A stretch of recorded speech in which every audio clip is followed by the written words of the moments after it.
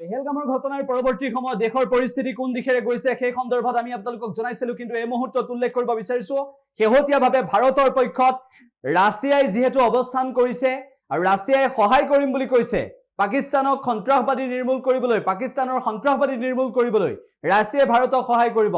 Vladimir পুটিনে phone যোগে এই কথা অৱগত কৰিছে প্ৰধানমন্ত্ৰী নৰেন্দ্ৰ মোদীক। এই মুহূৰ্তৰ এটা গুৰুত্বপূৰ্ণ খবৰ আমি আপোনালোকক জনাইছো। প্ৰধানমন্ত্ৰী নৰেন্দ্ৰ মোদীক অৱগত কৰিছে ৰাছিয়াৰ ৰাষ্ট্ৰপতি ভ্লাদিমিৰ পুটিনে। ভ্লাদিমিৰ পুটিনে মন্তব্য কৰিছে যে পাকিস্তানৰ বিৰুদ্ধে, সন্ত্ৰাসবাদৰ বিৰুদ্ধে ভাৰতে যিকোনো ব্যৱস্থা ল'ব পাৰিব আৰু ভাৰতৰ পক্ষত সদায় থাকিব।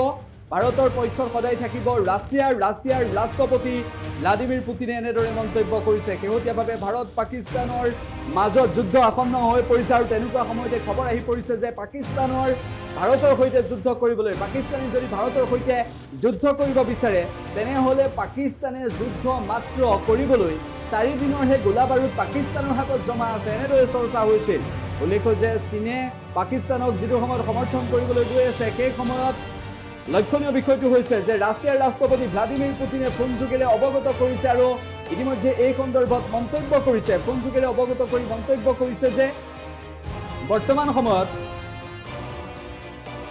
সন্ত্ৰাসবাদ শেষ কৰিবলৈ ৰাছিয়াৰ ৰাষ্ট্ৰপতি ভ্লাদিমিৰ পুটিনে ভাৰতক সহযোগ কৰিব। পাকিস্তানে পেহেলগামৰ ঘটনা সংঘটিত কৰাৰ পিছত পেহেলগামত 26 গৰাকীকৈ লোকক হত্যা কৰাৰ পৰৱৰ্তী সময়ত সন্ত্ৰাসবাদীৰ যি বৰ্বৰ কাৰ্যকলাপ, সেই কাৰ্যকলাপৰ বিৰুদ্ধে সকলো গৰজি উঠিছিল আৰু তাৰ পিছত এইবাৰ দেখিবলৈ পোৱা গৈছে ৰাছিয়াৰ ৰাষ্ট্ৰপতি ভ্লাদিমিৰ পুটিনে প্ৰধানমন্ত্ৰী নৰেন্দ্ৰ মোদীলৈ ফোন কৰিছে আৰু সহায় কৰিম বুলি প্ৰতিশ্ৰুতি প্ৰদান কৰিছে।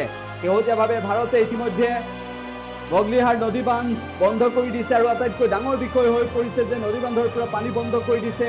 ইতিমধ্যে চেনাব নদীৰ পানী বন্ধ কৰি দিয়াৰ পৰৱৰ্তী সময়ত হাহাকাৰ অৱস্থাৰ পাকিস্তানত যে সৃষ্টি হ'ব সেয়াও প্ৰায় স্পষ্ট।